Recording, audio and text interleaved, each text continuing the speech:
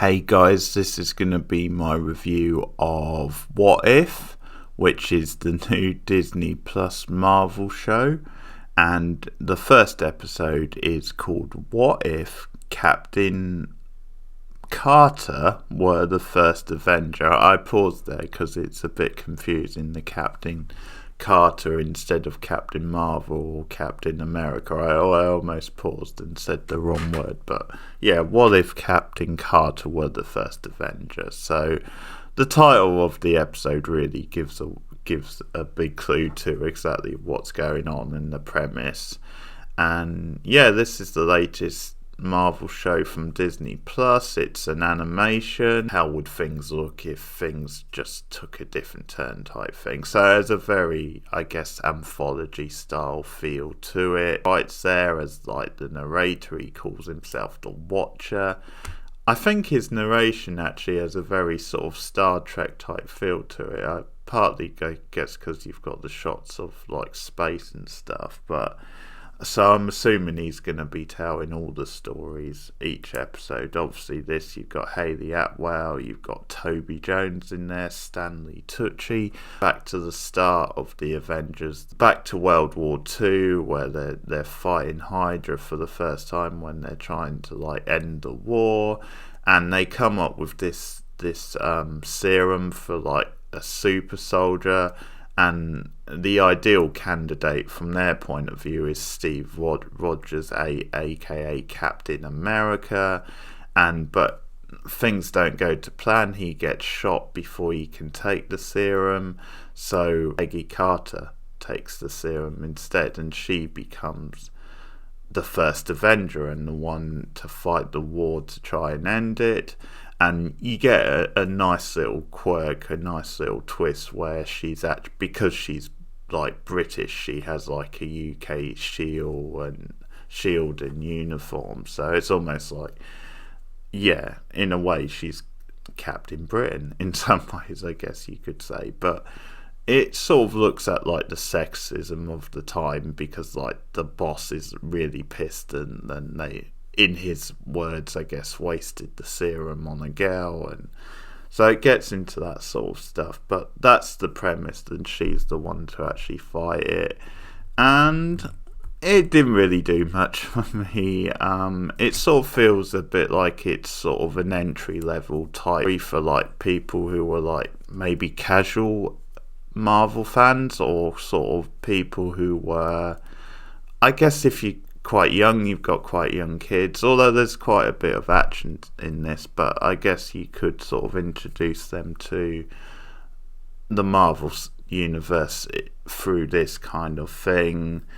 The animation was fine. It's sort of, they went for like this nostalgic type thing. I think obviously because it's set in the 40s, they sort of styled it in a way on like a noir type, pulpy type animation.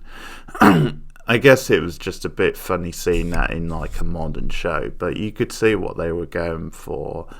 There was some decent action. I think mostly it was just the characters and the dialogue that was really bad, because they obviously look at like the sexism and stuff, but the dialogue is just so kind of lame and clunky, because you know, you have like him, like the boss, sort of quipping about try not to break a fingernail, and I mean, okay, that is something that's a real sort of like sexism line, but it just sounds so stereotypical. It's Dame, you know. So at one point someone says, since when did dames learn how to fight like that?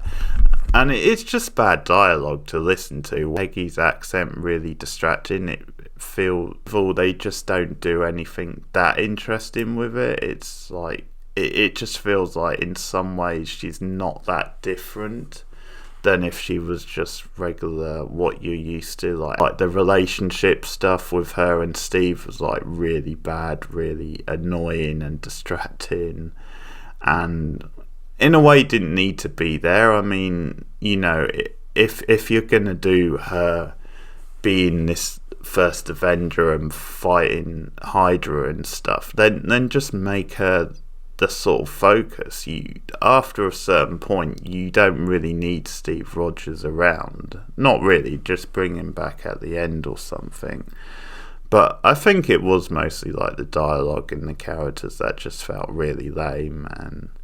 And so Tony Stark, for example, who's not played by Robert Downey Jr., or not voiced by him in this episode, he just felt really watered down and like a lame version. So that's pretty much my thoughts. Not great, really, but it was okay. It had some good moments. I could watch it, but I can't really recommend it. I don't know if many Marvel fans, if you're that invested in Marvel, will be that interested in this. It just feels like a placeholder until we get to the next big show, which is, of course, Hawkeye, which is November. So that's the show I will be covering. I could be wrong. I mean, if you're a Marvel fan and you were into this or you're interested in this, let me know. I mean, maybe there was something I was missing, but yeah, I wouldn't have thought this was like for hardcore Marvel fans. But there's my review of What If, the new show.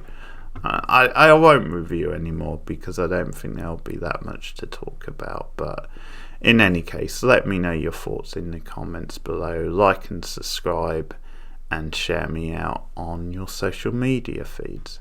But I'll be back with more soon. See you guys again soon. Goodbye.